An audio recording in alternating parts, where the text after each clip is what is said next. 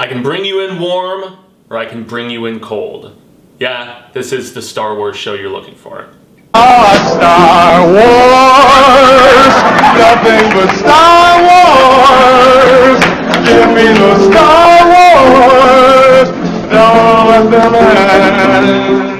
Bienvenidos, worldwide fans of the hottest entertainment with an edge in a galaxy far, far away. Jaime En Fuego here for my namesake program, Enfuegotainment. That's right, and this is going to be a Rapido Fuego review for the first episode of Star Wars The Mandalorian that just debuted today on the newest entry in the streaming service wars, Disney Plus.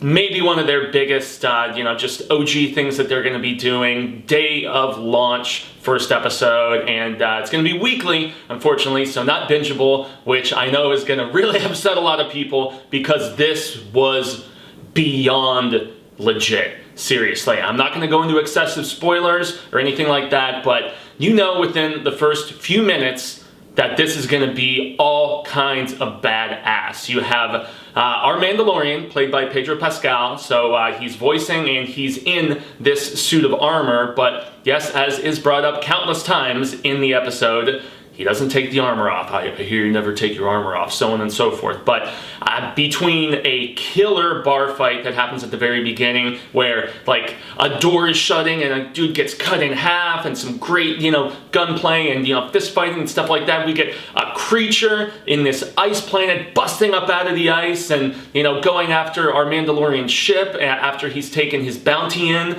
and just the fact that he's like, hey, I can bring you in warm or cold, and you know what cold means, baby.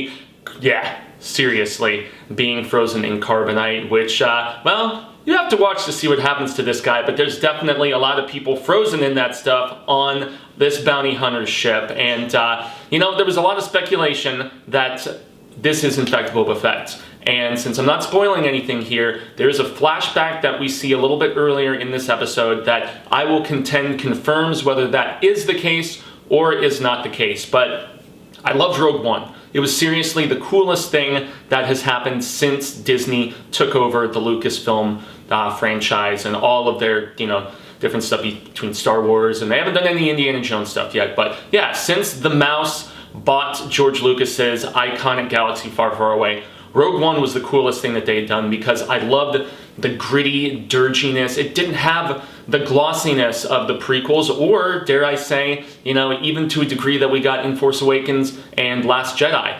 Last Jedi, for a lot of people, did not feel quite like Star Wars with some of Rian Johnson's humor and a few of the other elements. And while I did not despise the film, I had a lot of gripes with specific things about it, but that's not the conversation today. This truly feels like a Star Wars story. It really, truly does in every way, and just the terrific blending of the practical with the CGI in this. And now, granted, you're going to have a lot of CGI, between ships and, computer-generated backgrounds and green screen and stuff like that, but there is such terrific costuming, makeup work, set design, and we see so many different species that I certainly don't know the names of all of them, but, when there's the bounty hunter scene in Empire Strikes Back, and you see all of those different, breeds and stuff, you see a bevy of those, you see all kinds of different creatures that you saw from like Jabba's palace, for instance, including the short little guy. One of them's getting like roasted to be eaten and stuff. So just getting to peer into this criminal underworld, this just world of bounty hunters and stuff, the competition aspect, but also when this takes place, being after Episode 6, like long before The Force Awakens and stuff, and there is mention of the fact that the Empire is no more, and yet, the bounty that this Mandalorian takes, as we slowly start to figure out what this episode is going to really entail, it's apparently one that has been insanely elusive. We're talking like 50 years they've been trying to get after this this particular thing, person, whatever, and without spoiling things, obviously. And so while our Mandalorian is described as being the best, he's also the priciest. People don't want to pay that sort of currency anymore, as we find out from none other than Carl Weathers himself, Apollo Creed, who is kind of a confidant,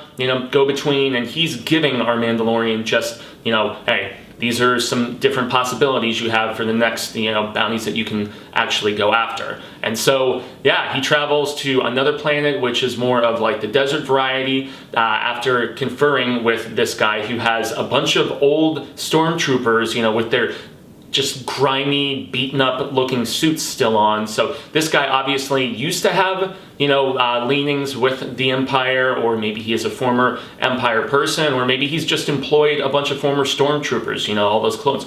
Who the hell knows? It's it just shows the detail of the world building that, Dave Filoni, who teamed up with Jon Favreau to direct this. He directs the episode, does Filoni, and he was responsible for the Clone Wars and for Rebels and stuff. So he is very, very revered in comparison with how Kathleen Kennedy is meddled and different things like that. Filoni is somebody that is very well respected amongst hardcore Star Wars fans, and they obviously have this ship on a wonderful trajectory of intrigue. You see that there's an IG model in this, and I won't say if it's 88 or somebody else. I'm sure it's confirmed throughout the interwebs, but I didn't consult any of that. I'm honestly filming this right after finishing watching this, and the music is terrific. And the battles are so thrilling. The shootout that we get where the IG and our Mandalorian team up, it's just beyond cool, especially where a big gun turret thing is commandeered by our Mandalorian dude. It's so wickedly cool. And there's something that happens at the end of this when you find out what this 50-year-old bounty actually is.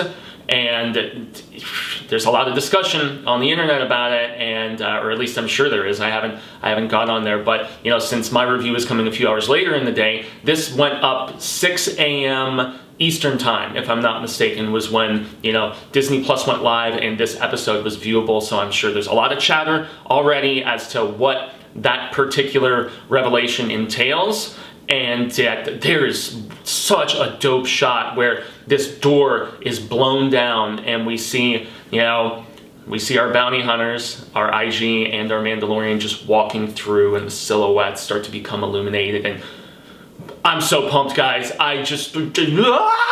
This is craziness, and once again, I will double down. This is the Star Wars TV show that you are looking for. So even if you just do 7 free days of a trial of Disney Plus, and there's all of those old films and stuff, tons of stuff from the vault that is so long out of print and insanely expensive to try to obtain in a physical form, or it was just originally broadcast on TV and never released anywhere. But I'm obviously here for Star Wars, and I extend a grande gracias to anybody who tuned in to check out my thoughts on this first episode of The Mandalorian.